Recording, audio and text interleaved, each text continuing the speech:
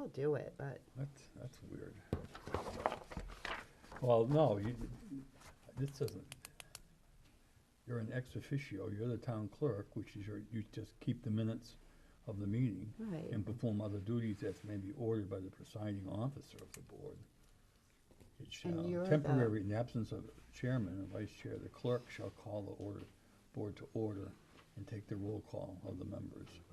And you or I could be the clerk of Yeah, the board. I'll just call the meeting to order as Thank you. ex officio. Yes, you can be the ex officio. And then just ask for a motion for a chair pro tem, Yeah, okay, As long as Rebecca shows up. and then Ken can take over. this is gonna be really, Oh, She better don't show up. jinx it. She'll show up. I have every confidence in her. 6:30. We'll go by that call.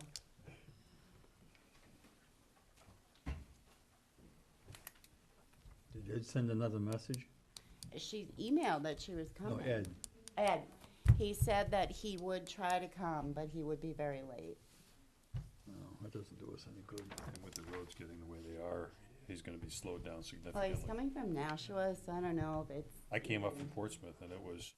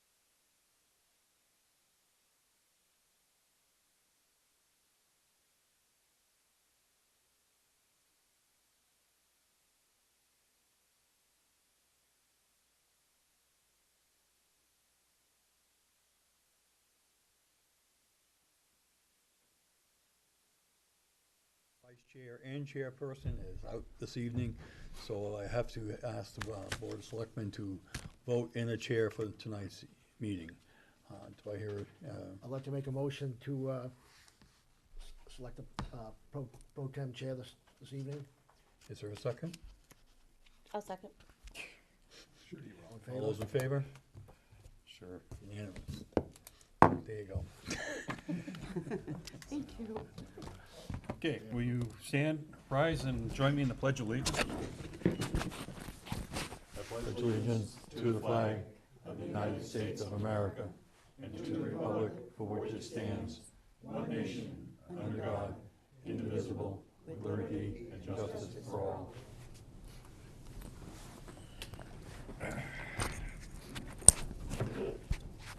Just so the public knows, Chairman Wright is out sick with the flu, and Ed Guarnieri is on his way, but he may be here late since the weather is not cooperating very well for traveling.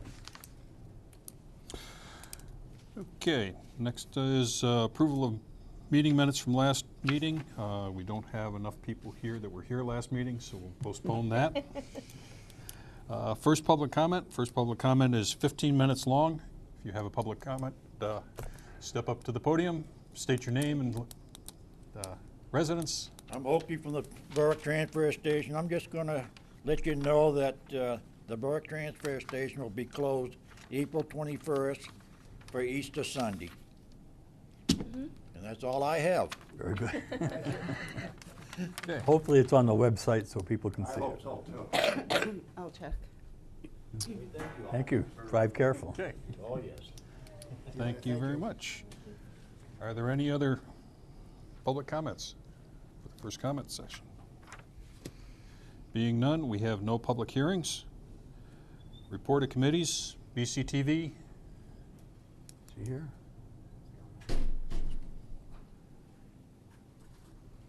Are you going, is there a report, Terry? Okay. Good evening. I just wanted to give you an update on the room. Obviously, we're coming along really nicely. Tom has cut a hole in for the window. Roland will be back to do some more electrical work and hook up our lights. The Unistrut, we're just waiting for the hangers to hang the lights from. But on Friday, we actually set the room up as if it were a studio to check out where we wanted to hang the lights, and it looked really good. Tomorrow I'm going up to Augusta. I'm going to be speaking, giving testimony regarding the Community Television Association of Maine bill. And we've got probably about 8 or 10 of us that are going to go. I'm bringing up the camera as well, and I'll be taking some video while we're there. This is a crucial point because this is where we're hoping it will get passed in order to go to the legislature and get a vote there. Employees are working out great. Bobby Jo's in there running things by herself. She's just about ready to take off. Not sure if she feels that way, but I'm pretty sure I do.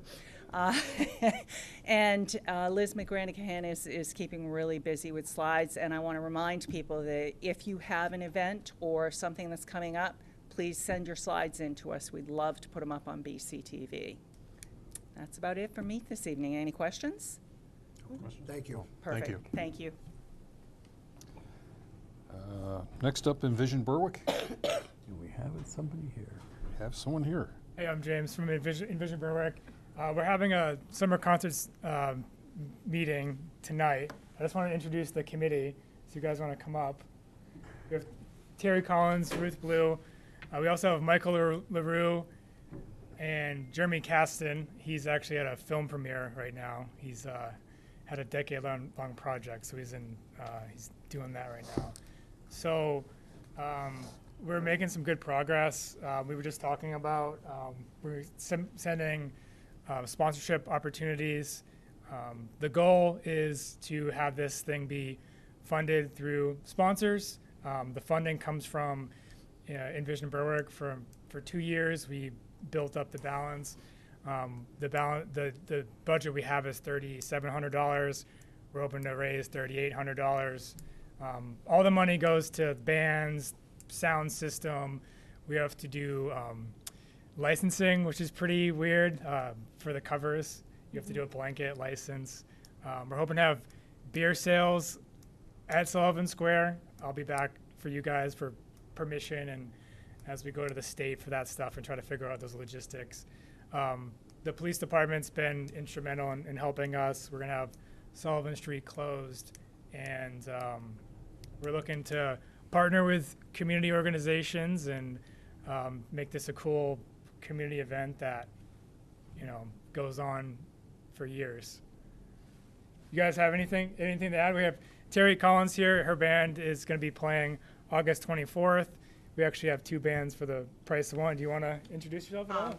Hi, Yeah, guys. put you on the spot. That's all right. My name's Terry Collins. I reside on Collins Lane here in Berwick for 30-some-odd years. And I've been doing music my whole life.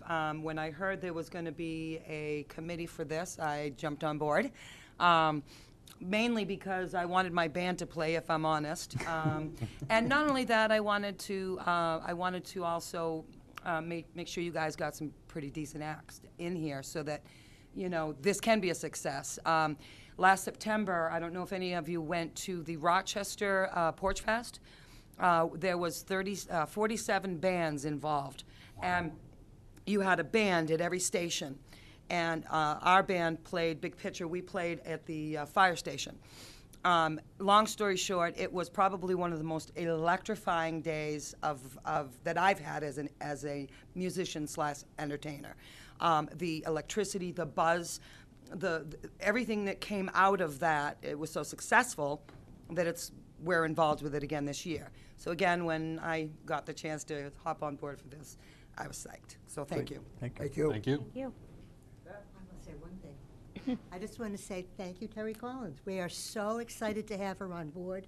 She's just full of energy and full of excitement, as you can all tell. Yay, Terry. Any questions or anything? No, no, great job. Good, James. Thank you, James. I would like to, and I know you said that there was a public opening in the beginning. I would like, I don't know, I know you guys have a website. I don't know if this can be put on the website, but when I heard about Captain Barnes, I was leaving the next day, and before I left, I made a phone call to to someone who I knew would do the job, and she did. And she got this whole benefit together. We've all donated our time. I've got 4 bands. So I'm hoping that you guys will put in that this Sunday, April 14th, from 12 o'clock to 5. It's a $10 cover charge.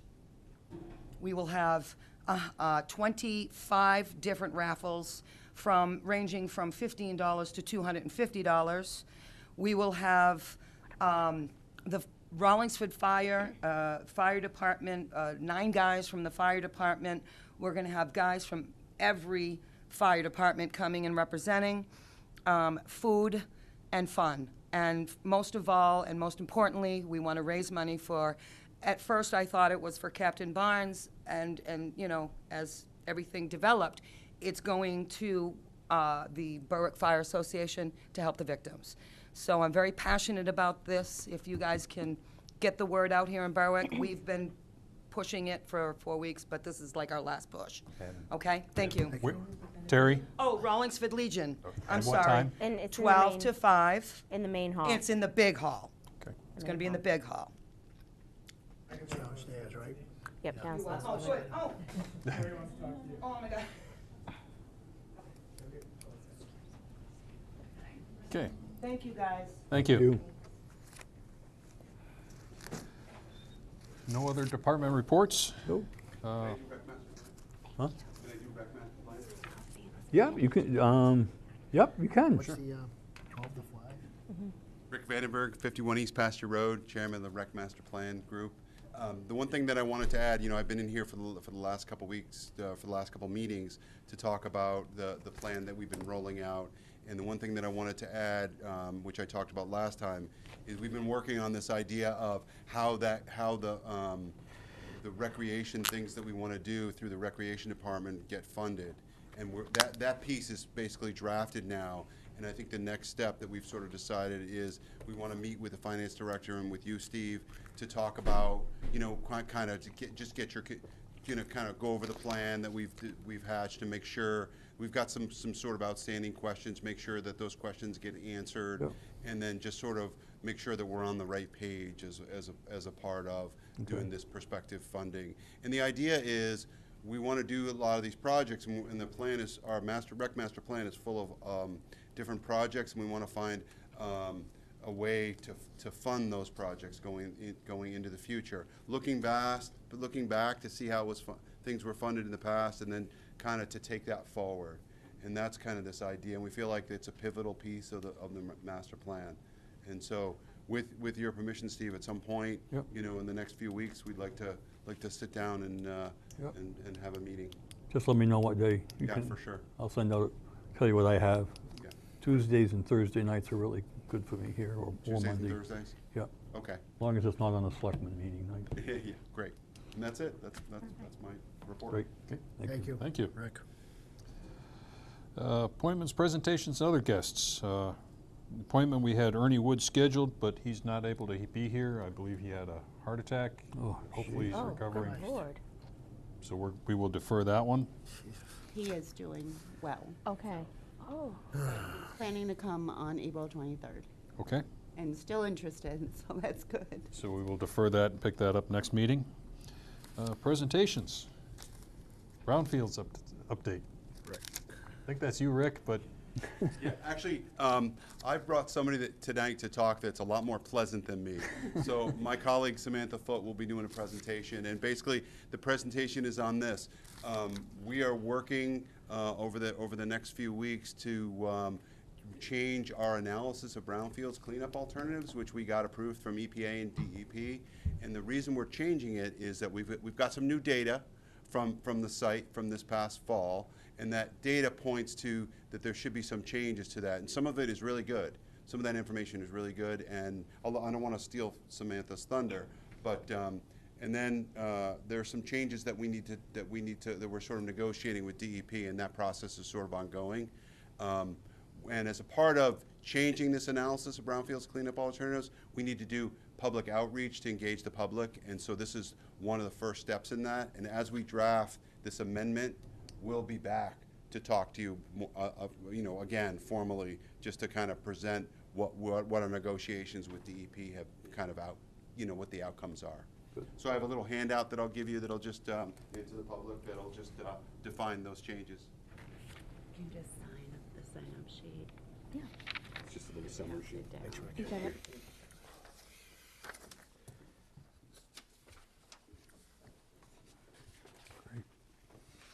So I'm Samantha. I have been with Create Area for 3 years now, and I've been working at Prime Tanning for that entire time.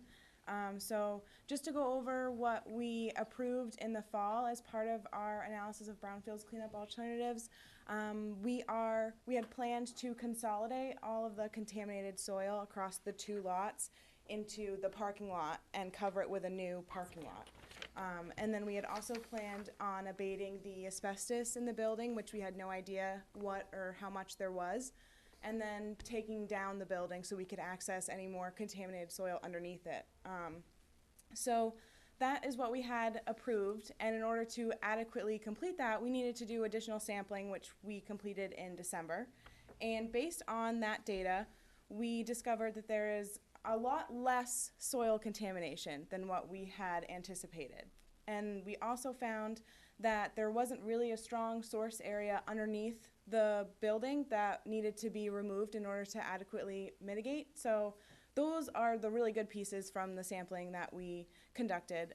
Unfortunately, we did find a little bit more asbestos than we had anticipated.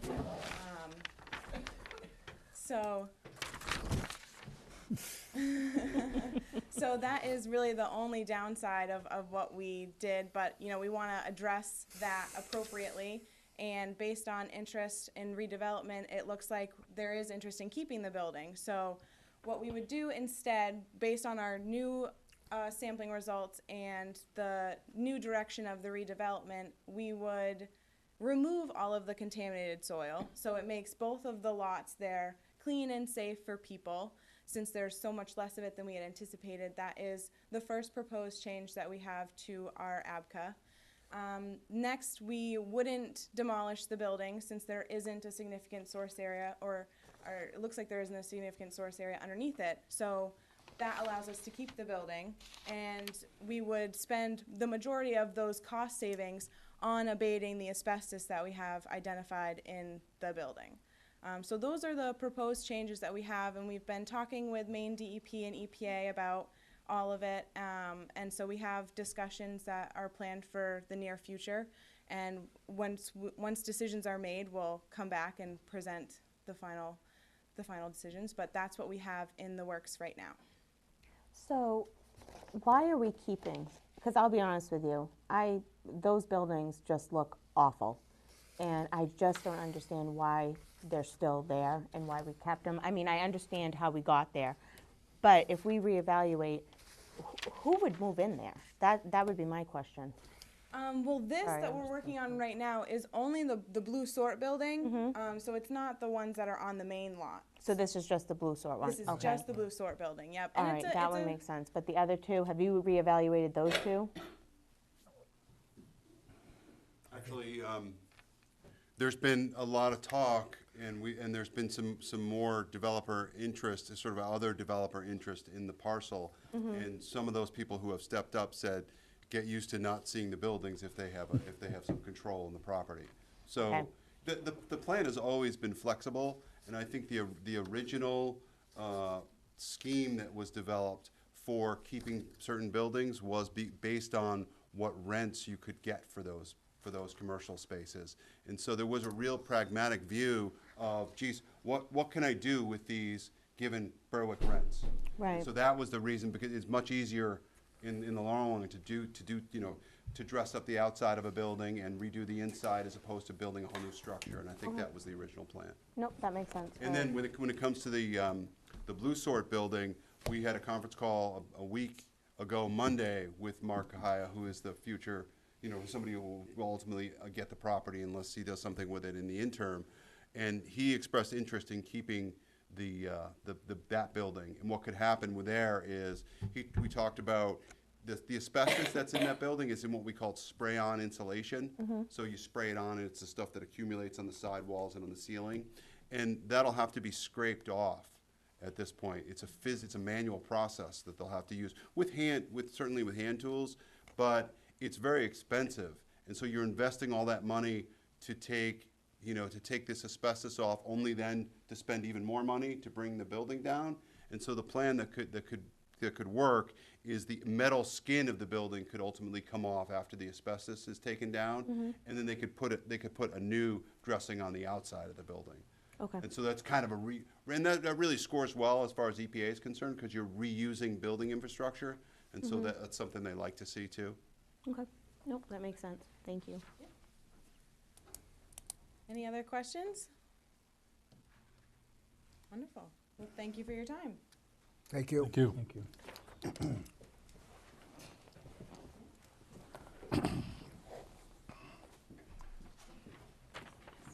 Thank you.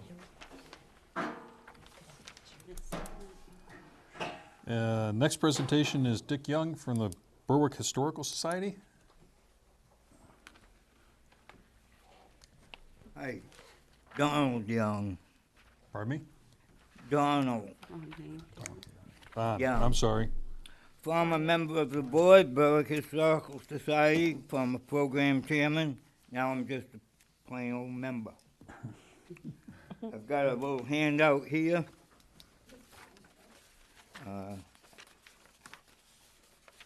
These go to the 5 board members. And this one to Pat, and then one each to the rest of them.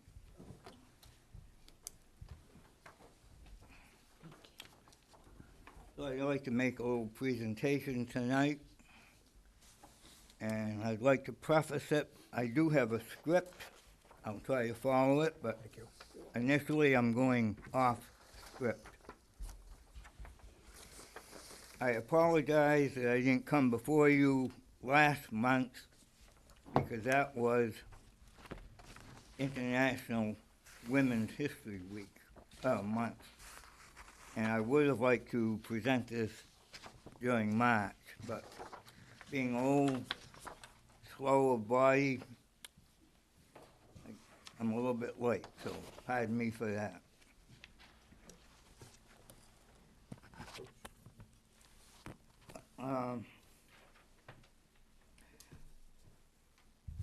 A lot of history occurs just by everyday people doing everyday things. And in some cases, it doesn't become apparent as historically important for years later. And that happens to be the case here in Berwick, and I'll launch into my little presentation. It's called Two People, a Foreign City, and its floral namesake. Because of their proximity, both on opposite sides of the Salmon Falls River, Berwick and Somersworth have a history that's intertwined. Take the case of Eleanor Lord and Frederick Prey. Born in 1868, she grew up in Berwick. Her home was the stately Lord House on Sawmill Hill. He was a Somersworth lad, and he grew up on what is now known as the Melly Farm. He was a year older than Eleanor, and they married in 1894. His sister Sarah was married to Charlie Smith, who ran the American store in the far eastern Russian city of Vladivostok. The newly wedded Preys were persuaded to join the Smiths and went to their new home later that year. Eleanor remained there after the death of her husband, after the death of Charles Smith as well, until 1930. And over the course of those years, she sent home over 2,100 letters to family and friends. They also had a daughter, and you'll see a picture of her on this flyer. She grew up and went to the University of New Hampshire and graduated in 1928. So the collected letters were eventually housed in the Library of Congress. Brigida Ingemanson, a professor emerita of Russian culture and language at Washington State University, has labored for nearly 2 decades to bring to light and to a larger audience the amazing stories and information in these letters. The publication of Letters from Vladivostok in 2008 in Russia has led the citizens of the modern city of Vladivostok, a city of 600,000 people, approximately the size of Boston, to a much better understanding of their own history and heritage, some of which had been lost to them over the years. In fact, a major exhibition was opened with great acclaim at the Arseniev State Museum when the book was published. Miss Ingemanson wrote another book called The Sunny Neighborhood of Vladivostok Jail in 2011. This is in both Russian and English, and she is currently working on a 3rd volume.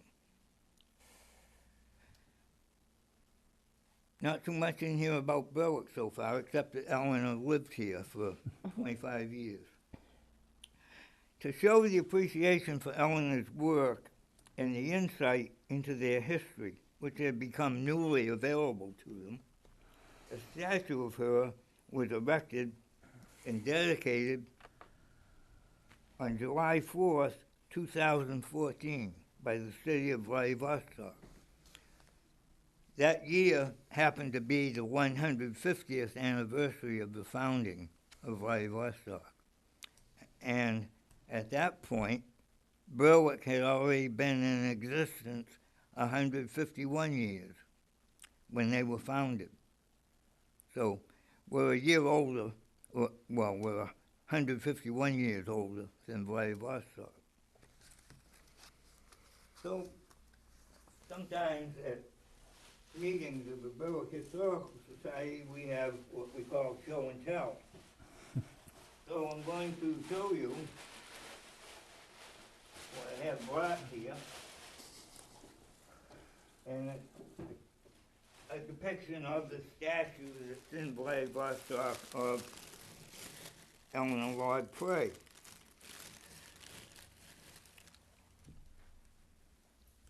The scholar, so this shows her on the way to the post office carrying a letter. The scholar, Miss Ingemanson, journeyed east to visit Berwick and Somersworth and made a few contacts. She returned later in the year in 2015 with Victor Chalet, the director of the Arseniev Museum, and a Russian film crew from Moscow. Some of you may remember when they were here. It was in October. Then we in the Seacoast were able to appreciate the lives of these people from our neck of the woods who had lived and worked far away. Brigida has continued to visit us every year to further her research and to help us understand our connection to history. It comes as a revelation to us. No one, except possibly family members of the Lord family, had any idea of this prior to 2015. Mr. Chalet has returned also with museum colleagues to further his understanding of our culture and history. There are plans to make the house, which was called Dom Smith in Vladivostok, where the Prays lived, into a museum itself. In the early summer of 2018, I became aware that a gardening supply house with offices worldwide had a product for sale at an area greenhouse. Someone had developed a beautiful parrot gladiolus and named it Vladivostok. I purchased some bulbs, planted them, although somewhat late, and was rewarded with good results. Later in the year, when staff from the museum in Russia, the director, Mr. Chalet, and Miss Inga Monson were visiting over here, they were at a class in Somersworth Middle School, and a T-shirt was presented to them which commemorates the statue of Mrs. Pray and the flower named for the city where she lived. So at this time, it would be my pleasure to present to our town manager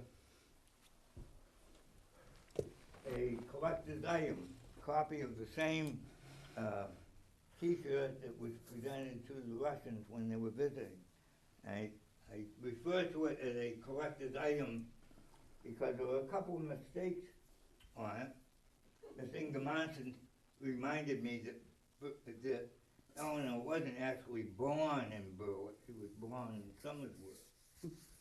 And due to a little mental misstep, I said she lived there from 1896 to 1930. She actually lived there 1894. But let me present this to you. Thank you very much. Wear it with pride. History, one of my favorites. Thank you. Pretty There's a little, embarrassing. oh.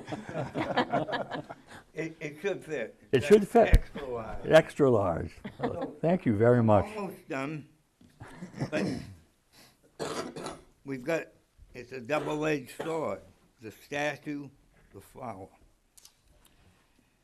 So at this point, if there was a purpose or a goal for this presentation, this condensation of 125 years of history, travel, information, is to announce that we can connect with our past to the people of other countries and those who lived in prior times, both here and abroad. We are able through these flowers, and Terry has a photo that's going out to the community of one of these gladiolas in bloom that shows the town hall in the background.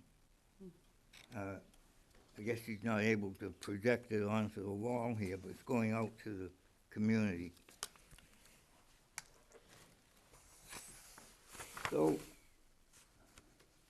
we are able through these flowers to construct a palpable feeling and understanding of what other people, past and present, have created and passed on to us.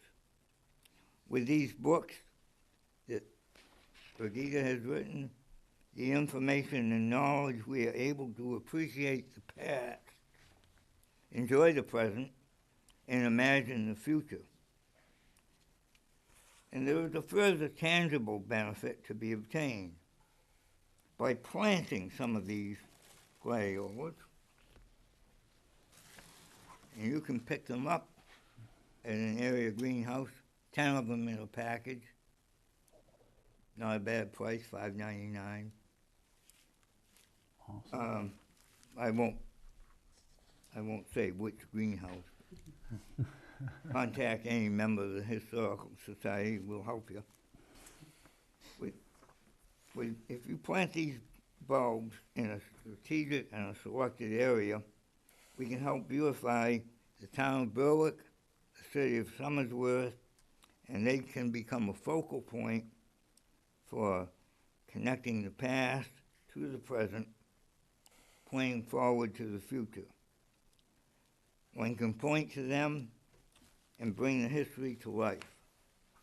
Oh, I forgot to do my striptease. I got the cue and you're Yeah. at least you're done. So, we have the t-shirt, we have a few of the t-shirts for sale. I think Lisa Eustace has them. And should pick up some of these. I don't see why the town couldn't look a little prettier and make a connection with its history. Thank you. Thank you. Thank you. Thank you. Quite a nice presentation. Wow. Selling a bill lately. With that being said, I know, she's not camp, is she? Ed, would you like to take over duties as chairman? I don't know. Okay. Carry on. Per the rules? Oh, is it part of rules? Yeah. Do I have to take over? Says until the chairman or vice chairman of Oh, okay, all Arrives. right. So I guess we don't have to vote on that or anything? No? No. All right, and just assume the duties? All right, so at this point, we're at department reports, unfinished business. unfinished business. Oh, yeah, I'm way behind. Sorry, guys. All right, town manager report. Okay. I need to let the board members know that the Legion dinner is coming up, and they would like to know if anybody is planning on attending. I know Tom Wright is, and Terry, and I'm actually coming down with my wife to attend, which is a great honor. And so if you let Lisa know, or let one of the Legion people. What's the date of that again, Steve? I don't have, I should know the Is date. it May 10th? No, the weekend after, I believe. The weekend after, because After I'm going to what? be out The of town. 17th, May 17th? May 17th, yeah. Yeah. All right, I'll let her know. Yeah.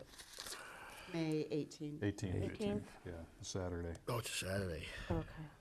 Christ. So you could let people know if you can do it, it would be great. Just to let the public know, Public Works is working very hard to keep our roads travelable.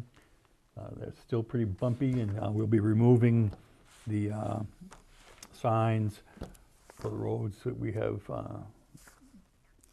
closed to a lot of traffic next Monday, or it's coming Monday. The frost is coming out. Hopefully it stops snowing in Maine soon.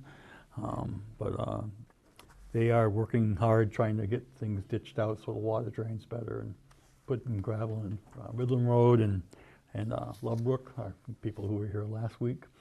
So hopefully we can get on that road this summer and do some major work, but not paving.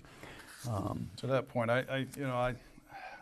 after their presentation, I happened to drive by there, and I saw our forestry fire vehicle trying to navigate that road. Oh, geez. Which end were they in, though? They were towards Blackberry Hill. Right, so that's never opened. Well, that was, I mean. That's a it's- disaster. and I've talked to Steve about it numerous times. They're talking about the other end, right? Yeah, we're talking at the other end. So Wentworth end, We went- into there, yeah. that piece there's, It's a those nightmare. people there need help, but We I've need to tried. do something with that, because it's what's happening. I think we're going to put up a sign to stop people from traveling that, because mud trucks, four wheelers have been down in there, making it even worse. It's a disaster. And unfortunately, when fire gets called out, or there's any emergency vehicles that aren't familiar with that road, they try to get down that way, because the GPS is taking them that way. And once they get there, usually halfway down, you realize, oh, maybe I shouldn't have taken this road. So, but that's going to be up to you if we want to spend any money or anything. It's terrible. And I know some of the people who live in that road are talking about spending some money just to make it travel. But we've asked the police to keep an eye on that because they're just making it worse and trying to. But so we're working on that. Budget report, I gave each of you, I have one for you, for this end of March. We're pretty much on track as usual. And with what I saw today, our salt budget is over budget, which seems to be a trend every year. I put more money in it for the upcoming budget, and I still wouldn't have met what we are over. I think it's we're over $63,000 over what we had budgeted for. We had a lot of ice this year. A lot of ice. A lot of ice. And that's going to be the trend, I think. I think that's going to be the trend with this, the warming trend is Yeah. getting us a lot of ice. But also, the recreation staff they finished that up the other night, so Kim has a full group getting ready for the recreation program.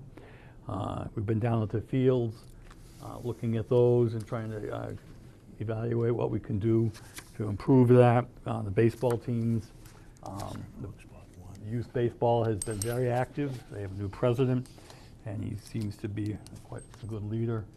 So we are trying to pick a time when all the groups that use the fields can sit down and get a MOU put together so everybody understands what their role is and what some of the baseball group puts money into the fields every year to get them cleaned up. So there's a lot more work to be done, and I'm hoping we'll get it put together and once the pro baseball's over, we can start doing some work to some of that.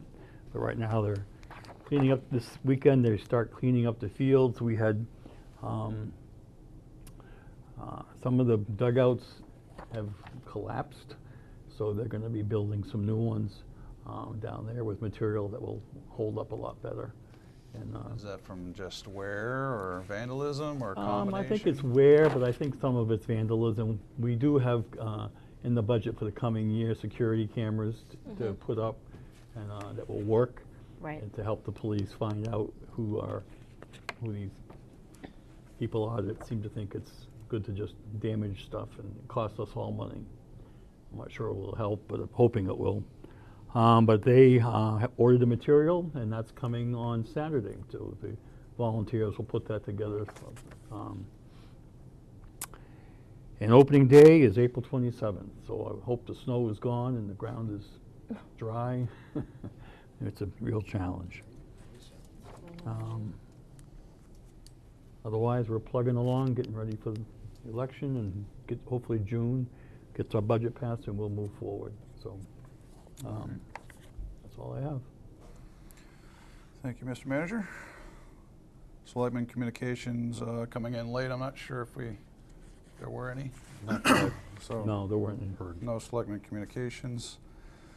Next line item is approval of accounts payable and payroll warrants. We'll wait a couple minutes here until Selectman Manning has the opportunity to review them. I did look at them earlier, so Okay. all there.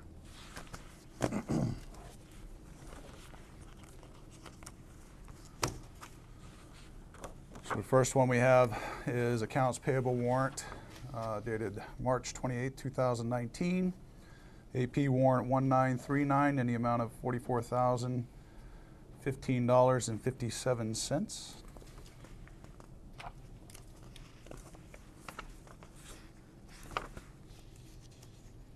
Sure, it's okay. Next one is a water warrant dated March 28, 2019, and its number is 0939 in the amount of $1,558.88.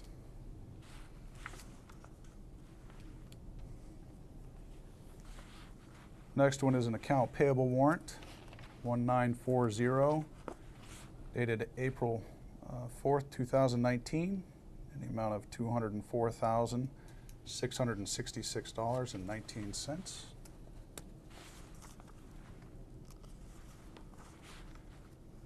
Next is a water warrant 0940, dated April 4th, 2019, in the amount of $6,000 $53.45.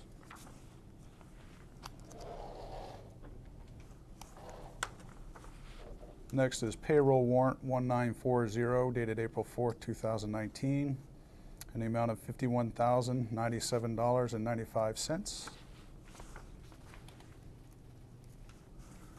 And last but not least, we have payroll warrant 1941 dated April 11th, 2019, in the amount of $57,124.08. I would entertain a motion that these warrants be paid. Motion, we pay our bills? I have a motion, do I have a Make a second? motion. I have a motion and a second, any discussion? All in favor? Thank you.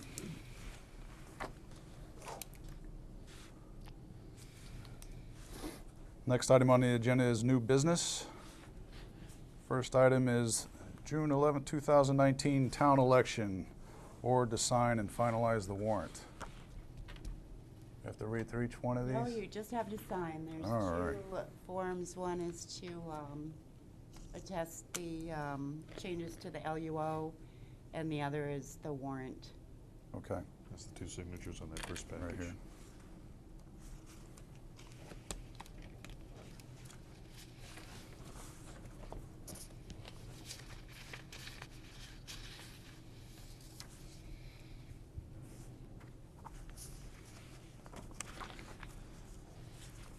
We've already voted on this, so we're all set. We just need to sign it.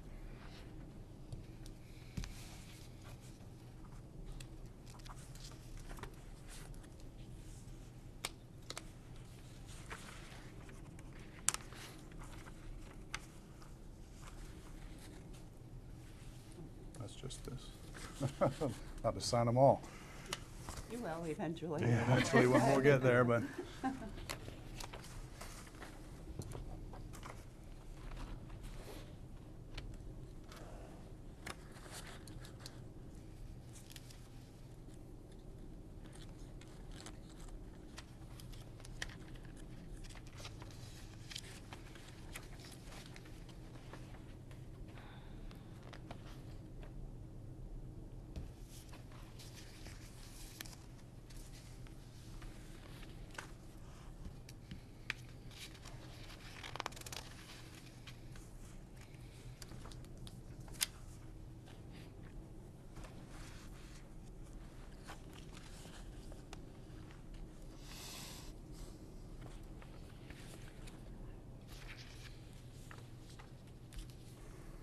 And you already signed it, so we're good there. All right. So that item is done. Next item on the agenda is foreclosed properties. Every year, we're required to present to you the list of foreclosed properties for the lien year 2017. And we have, most of these are in a repurchase agreement. And then today, we had one piece of property that the person has agreed to come in and pay in full. So that's, if I can find it. I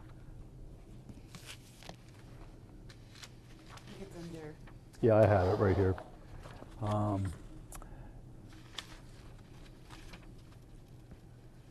The one on Daisy Lane, 7 Daisy Lane. They have agreed to pay they're required to pay all their back taxes. Okay. 17, they owe for 18 and 19, so all that will be taken care of. The others are in repurchase agreements. The only one that we cannot put into is a commercial property out on Route 4, and we have to talk to the owners on that and work out how they're going to pay their taxes. So, okay. And Jack, the finance director, is on the phone and taking care of it. So Good. he's done a good job on that. So you need to vote to, you just tell me to continue working on the repurchase agreements with people. The vacant land by Scott Coughlin, I've actually been in touch with him, and somehow his father had owned this property, got behind, and then he took ownership of it, and while they closed on it, they didn't get the back taxes that were owed, which is not a ton of money, so I need to take care of that. Yes, it's just, it's amazing sometimes how people buy these properties and the title company and legal don't catch these back taxes. Right. Happens once in a while, so and I've been trying to work with him, so just need a vote. Not that any of these are good, but at least the list is short. You know, we've had a pretty long list over the last several years, so. Definitely showing in years past. Yeah. That's Maureen's diligence in staying on task. She has done a good job, and Jack's right on top of it, so. So I would entertain a motion that we have the town manager continue to pursue repayment options for foreclosed properties. Does that work for you? Yep. Yep. Motion, do I have a second? Second. Any discussion? All in favor?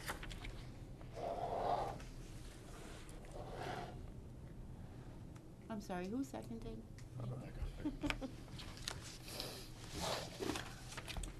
All right, next item on the agenda is cost recovery fee revision. That is something that's coming out of the Code Enforcement and Planning Office. They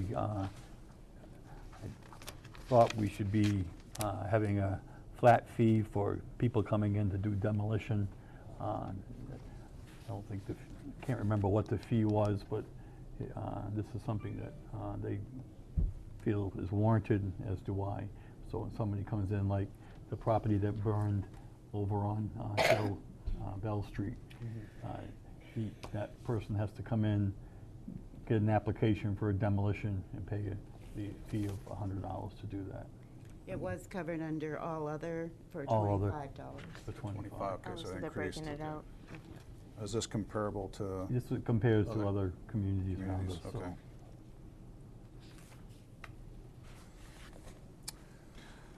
Make a motion that we accept the cost recovery fee schedule as presented with the increase of demolition to $100. A second. Second it. Oh, We have a motion and a second. Any discussion? no. All in favor? Motion carries.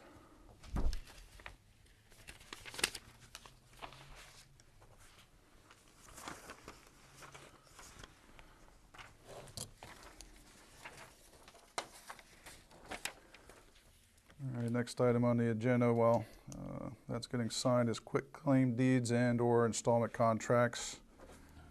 None. We have none. We have one abatement and supplemental. We can't do this one tonight. We can. Oh, we can. Because it was Ed me. Oh, it's the made two of you were original here, motion, okay. And I Ed seconded it. Yeah, So oh, we good. have 2 out of the 3. So we need Ed to rescind his motion. I'll just give you this. It might be easier. You have to some follow. language. You got some language Give us the for right me? words. All right. So just this piece you might want to read to explain it, and then if you could rescind this motion, then we'll take a new motion. Sure, okay, this is from the last, we voted on this The last last meeting, meeting. Yep. Okay, so the last meeting, we had a tree growth penalty in the amount of $1,347.05 that was granted by the Board of Selectmen meeting, and it should have been $1,218. So the town assessor is requesting that the Board of Selectmen rescind that motion and motion to grant the tree growth penalty in the amount of $1,218. So since I made the motion, I'll rescind my motion that was made on the 26th of March. And I guess I'll second your rescindment. I think that's a All in word. favor? Is that a word? All in favor? All in favor? All in All right, Yep. so we got, all right. Mark's keeping it moving. A motion and a second, any discussion? All in favor? All right, the motion carries. All right, so I'll entertain a motion that we accept the assessor's request to implement a tree growth penalty of $1,218. I'll make that motion. I'll second. We have a motion and a second. All in favor? Aye. Is there any discussion? All in favor? All right, very good. That was That was painful. sweet. It's funny, I'm sorry. Thank you. You're like, let's go. Moving on. Mr. Manning. All right, next item on the agenda is the second public comment. Do we have any second public comment tonight? None? We have no second public comment. Moving on to the next item on the agenda is number 17, executive session. None. We have none. Next item, other business, non-agenda items. I have just something, a couple things I missed. We had discussed, the board had discussed about doing a full-page ad for thanking all the communities that pitched in when Joel's passing. How do you want to handle that? We talked about doing a full-page thank you in one of the local papers. And anybody have any, that would be expensive, but we were also thinking we could do something, send it out on like a snippets, but that would only hit the local area and not people from New Hampshire. I mean, it was just a huge array of people who pitched in, so. What's your flavor? Well, I mean, if you check with the newspaper, you have to, they might Donate it. Yeah? If you want to check with them and see. Yeah, I'll check with the Foster, because Or the Portland. in Portland paper. Yeah, Portland, I think Portland would be important as well as Foster's. I think would Okay. cover a majority of the people that. Up that way. They'd probably cover that for us. I would think that, I would hope they would. Foster's did it for us with the benefit coming up on Sunday, so. They did? were- Yes, Oh, they did. yes, they were supportive. I'll Actually, talk to everybody's them. been, We'll so. just ask. Yep, I'll ask, absolutely. And the other, I just wanted to point out, 'cause Rick brought it up about prime tanning, and I mentioned it again, that Rick and I and James and Tom, off and on, we've talked to two good contractors who would like to consider purchasing this from Mark. I sent all his contact information to them last week or the week before, and this week, one of them said that he would probably get in touch with Mark and start conversation. I haven't heard back from one of them, but I also have a third local contractor who has the finances to do the same thing. And he has mentioned through the grapevine that he would be interested, so I'm going to contact him this week and try to move this forward. But otherwise, we haven't really heard much else. You talked to Mark more. I can add something if you like. Huh? I can add something if you like. Yep. So, Rick Vandenberg, 51 East Pastor Road. I heard from Ron Gann and Molly Eggleston. Yeah. And they reached out to me a couple days ago and asked for a meeting about the environmental, to talk about environmental stuff. Okay. On the property. So I think that sort of. That one's moving forward. That says that they're interested. Yeah. And so, after, I can't remember from memory in my calendar, but I think the meeting is set for in the afternoon for an hour on Friday. Oh, good. So I'll go over and I'll definitely report back as to you, certainly Yep. Steve, and then to the board as to what, Where we are. you know, what Good. was said. Yeah, the other group, Great Falls, I haven't heard back from them. That they thanked me for sending the contact information, but that's all I've heard. So, and they said it would be a couple of months. But the other one we're reaching out to is Reese Lumber. So, and I have to call him. I haven't spoken to him yet, so. And Ron's whole idea was to get multiple contractors having an interest in doing something here and kind of do it with three contractors versus just one big one. Collaboration. Yeah, more of a collaborative effort, which I think makes perfect sense for something like this. So, and he seems to want to organize all that, so that'll be good. That's great. Yep, that's all I have. One final item. Motion to adjourn. Second. A motion, a second to adjourn. All in favor? Motion. Very good. Adjourn. Thank you all.